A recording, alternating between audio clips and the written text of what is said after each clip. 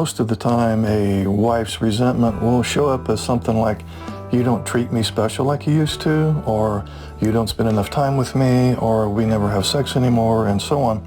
So if a husband is not spending enough time with his spouse or neglects her, intentionally or unintentionally, then there's some validity to her complaints. Most women become resentful because they realize that their ASD level 1 husbands have ceased to be the men in their life that they need. Routine is the biggest enemy of many marriages. After several years together, the couple gets used to one another and their feelings change. But it's the wife, more often than the autistic husband, who can't accept this change and feels unhappy. Now, some wives adjust themselves to what is now the new normal. For example, less sex, less affection, spending less time together, and so on. But even though the couple in this situation may enjoy a fairly stable, affectionless relationship, the marriage may be slowly falling apart without anyone really noticing it.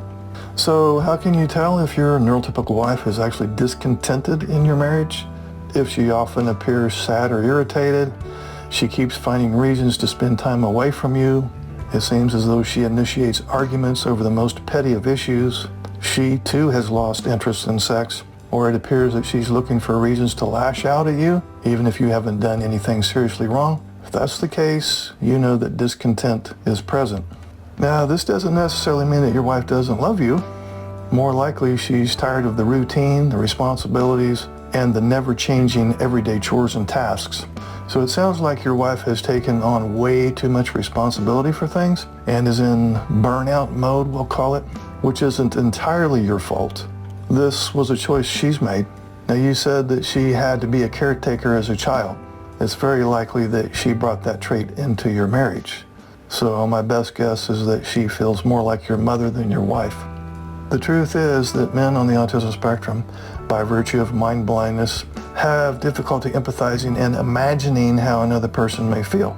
So as hard as it may be for you, somebody with ASD level 1, try to put yourself in your spouse's position. If you were your wife, what changes would you like to see? What would you want to work on in the relationship? What would you want to talk about? What issues would you need to address? If you can come up with answers to those questions, you may be able to empathize with what's going on inside of her. I would resist the temptation to continually ask your wife what's wrong. Instead, propose to talk about it. And when you do, talk in an apologizing, caring tone. Ask what you can do to help.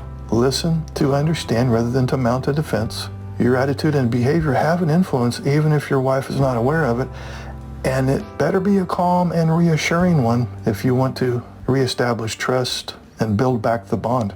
You may not feel like going through all of this, believing that you're the one who should be comforted, but your wife is obviously bothered with her emotional state as much as you are.